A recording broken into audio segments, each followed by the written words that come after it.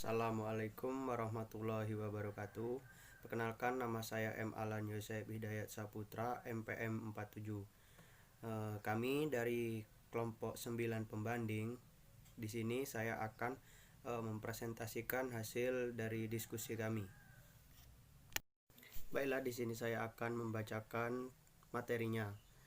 Yang pertama yaitu pengertian proses pembelajaran atau melakukan instruksi kepada siswa sedangkan siswa diarahkan oleh guru.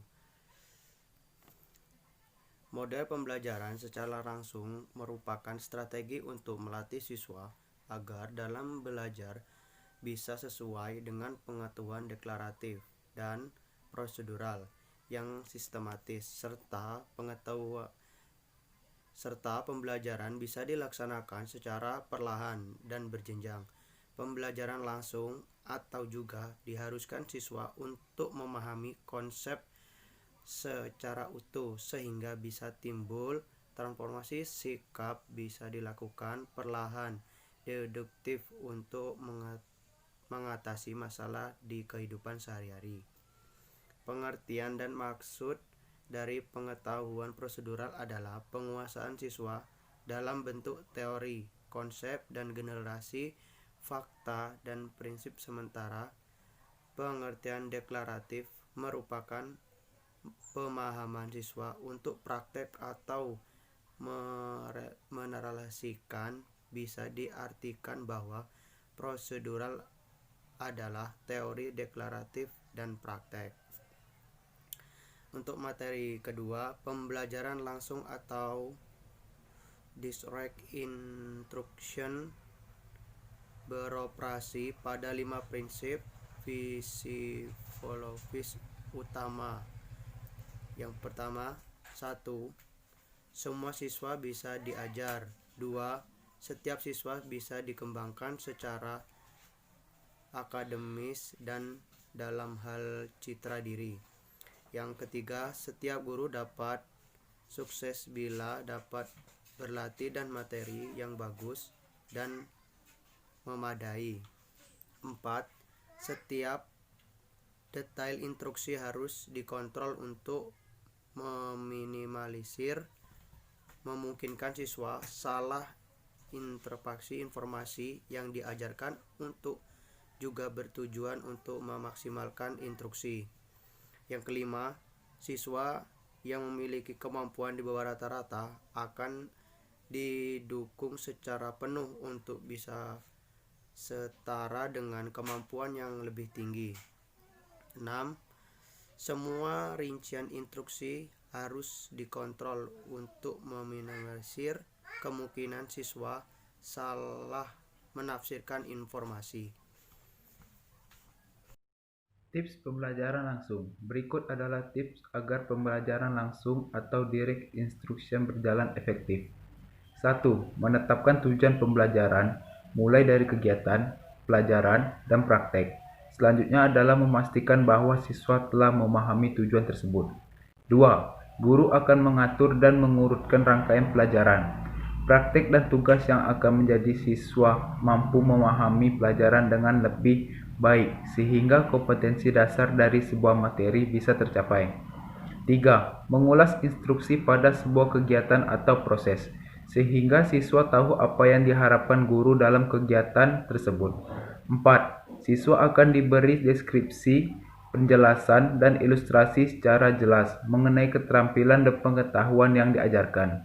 5. Mengajukan pertanyaan kepada siswa untuk memastikan bahwa mereka sudah memahami mengenai apa yang telah diajarkan.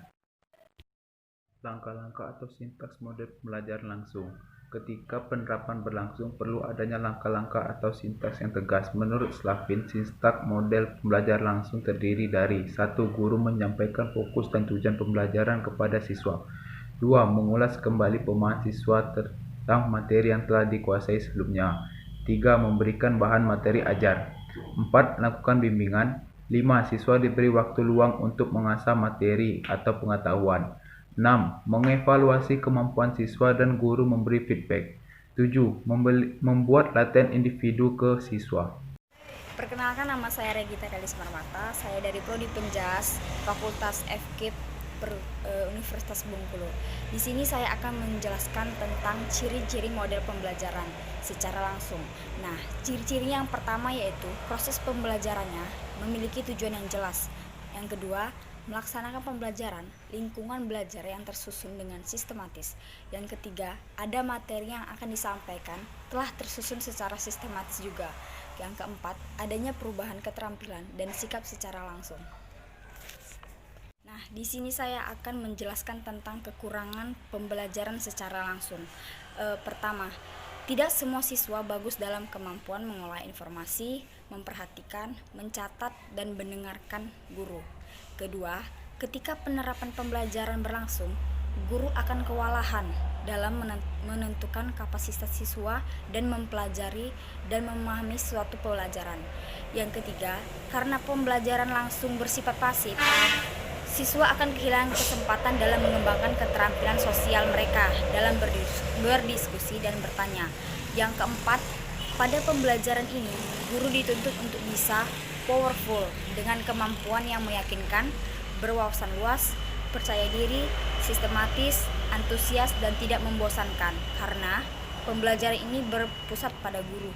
Kelima, pembelajaran langsung menuntut guru untuk bisa berkomunikasi dengan fleksibel. Jelaskan tentang kelebihan pembelajaran langsung. Pertama, materi yang didapat siswa bisa dikontrol secara sistematis. Ini bisa membuat materi bisa tersampaikan dengan jelas. Yang kedua, bisa digunakan dalam lingkungan kelas yang besar maupun kecil. Yang ketiga, bisa dipakai untuk menggarisbawahi elemen paling penting dan permasalahan yang dihadapi siswa dan mengatasi permasalahan tersebut. Yang keempat, dapat bermanfaat untuk memberikan penjelasan data secara efektif dengan wawasan yang aktual dan sistematis. Yang kelima, pembelajaran langsung ini sangat cocok dimanfaatkan untuk mengajari siswa tentang konsep, teori, dan praktek secara jelas. Yang keenam, bisa digunakan untuk mengutarakan pengetahuan yang padat banyak dalam waktu singkat, sehingga siswa bisa memiliki waktu luang untuk memahami. Yang ketujuh, bisa menstimulus siswa untuk tertarik terhadap suatu mata pelajaran atau konsep tertentu. Ini bisa terjadi bila guru mempunyai keterampilan menjelaskan yang menarik. Kesimpulannya yaitu, dengan pemakaian pembelajaran langsung, guru bisa menguraikan kemampuan peserta didik dengan lebih detail, karena kemampuan siswa pada level seperti teori, prosedural, hingga praktek deklaratif bisa diketahui.